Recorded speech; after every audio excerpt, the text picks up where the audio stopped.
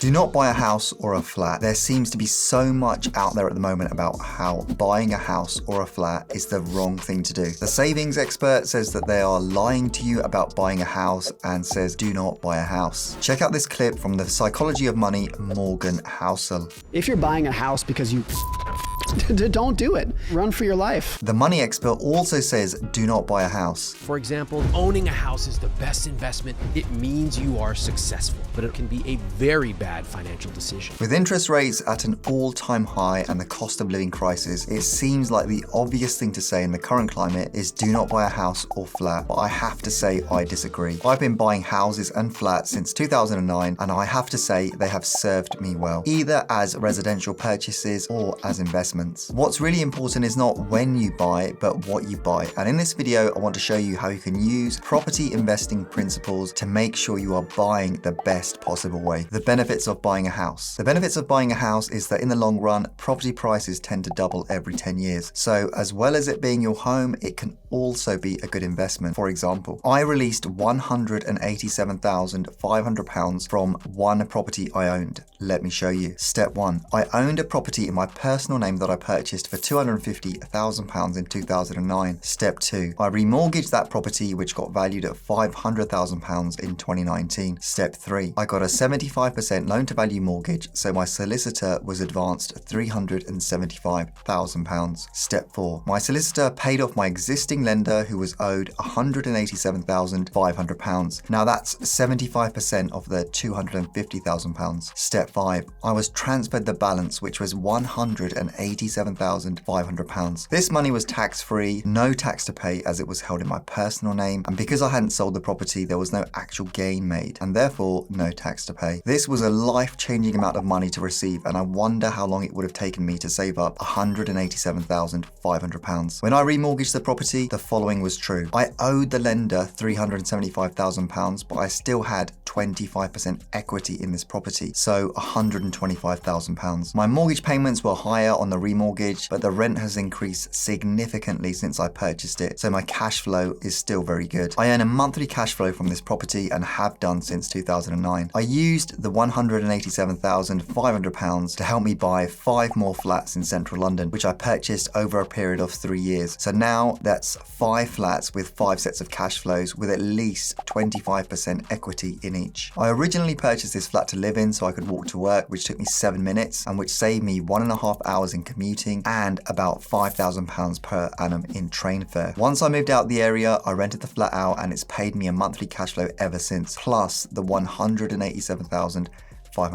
The problems with buying a house. I was really trying to be objective when making this video, but I really couldn't think of the downside of buying a house. Yes, the process itself is a bit painful and I wish it could be faster, but I couldn't see any issues with long-term ownership. The only problems I could come up with were the following. 1. You have to get a mortgage. 2. You have to save up for a deposit. 3. You have to find a property that you like. 4. You have to pay stamp duty depending on the purchase price. 5. The conveyancing can take time. 6. The sale could fall through if the house you are buying is in a chain. 7. You have to service the monthly payment for the term of the mortgage. 8. You are now responsible for the house or flat that you have purchased in terms of repairs and maintenance. The actual process of buying a house or a flat hasn't really changed, and therefore it can be slow and frustrating. The only problems when buying a house I can see are where the following is true. You overpay for the property because it turns into an emotional purchase. 2. You put all your eggs in one basket, and by that I mean you don't have an emergency savings fund, which is at least 6 to 12 months of your living expenses. The properties the savings expert and the money expert are talking about are really expensive high-end properties that emotional buyers overpay for, and then in a downturn, these are the types of properties that get hit first. Sometimes it makes more sense to rent these types of properties than buy them, because if you were to buy them, then you would need a massive deposit and the monthly mortgage payments would be very high. My model.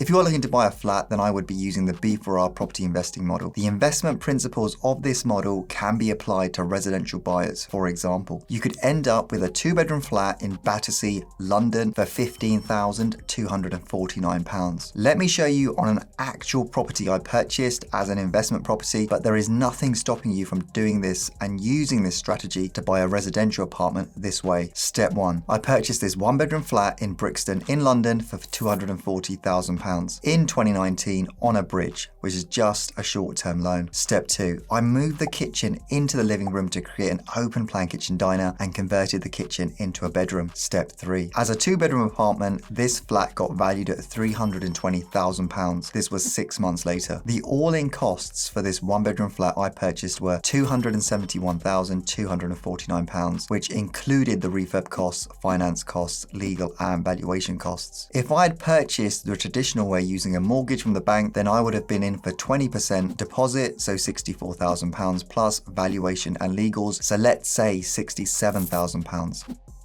My way. Based on the £320,000 valuation, the bank would have advanced me £256,000, which would have paid some of the initial monies I had invested, leaving me in for £15,249. Using the banks by buying on a bridge and refinancing onto a residential mortgage, this model saves you £50,750. You end up with a flat in Battersea for £15,000 compared to the person next door who would have been in for £67,000. If you are looking for a house, then you could look for a 2-bedroom house to convert into a 3-bedroom house, for example. Let me show you how this strategy worked for this property I purchased in Bedford. Step 1, I purchased this 2-bedroom house in Bedford for £97,500. Step 2, I applied the B4R property investing model, relocated the bathroom downstairs in order to create an additional bedroom upstairs, therefore creating a 3-bedroom house. Step 3, the property as a 3-bedroom house got valued at £160,000. Step 4, I refinanced the property at its new value of £160,000 and the bank advanced me 75% of that, which was £120,000. Step 5, that £120,000 paid off my original mortgage lender and covered all my refurbishment costs, meaning that on the refinance, I had none of my own money left in. Step 6, I rented the property out so I could earn a monthly cash flow from it and can refinance it in the future for more tax-free money. Instead of refinancing this onto a buy-to-let mortgage, if you had refinanced this onto a residential mortgage, then you would have received 80% loan to value of the £160,000 valuation, which would have been £128,000, which would have meant that you would have actually got £8,000 back on the refinance. If you were looking for a bigger property, then you could look for a 3-bedroom house that you can add value to. For example, I am in the process of buying this 3-bedroom detached house in Hitchin. Let me show you. Step 1, I'm buying this as a 3-bedroom house and I plan to build on top of the garage to create 2 bedrooms. I will also convert the garage into a room as well to create more space downstairs. Step 2, I intend to complete the build using a timber frame structure to save time and money. Step 3, I consulted my architect to ensure that he didn't see any issues in me completing this project as it will require planning permission, and he couldn't see any issues given that he had done something similar just 2 doors down the road. A 4-bedroom house nearby was on the market for £735,000, so I expect this one to be worth at least £825,000, given it will have an additional bedroom and will be newly refurbished. If you wanted to buy this house at £825,000, then with a 20% deposit, you would need £165,000 plus the stamp duty, which would be £28,750, assuming this is to a homeowner with no other properties, plus legal and valuation of say £2,500. So you would be in for £196,250. If instead you purchase this 3-bedroom house at say £635,000 plus stamp duty of say £19,500, plus legals and valuations of say £2,500, completed the works, let's estimate £80,000 for the works, and then refinanced onto a residential mortgage, then you would be in for £737,000. If it got valued at £825,000, then with a residential mortgage at 80% loan to value, you would get back £660,000 from the mortgage lender. This would be used to pay off the £737,000, meaning that you would be left with £77,000 left in. Using this method, you are tying up £77,000 versus £196,000. So that is how I've been buying property since 2019, and you can too. You need to look for ways to add value, turning your house into a home, but also a good long-term investment. So if you buy a house or a flat, make sure you add value to it. The quicker you get on the housing ladder, the more time you can benefit from long-term growth and capital appreciation.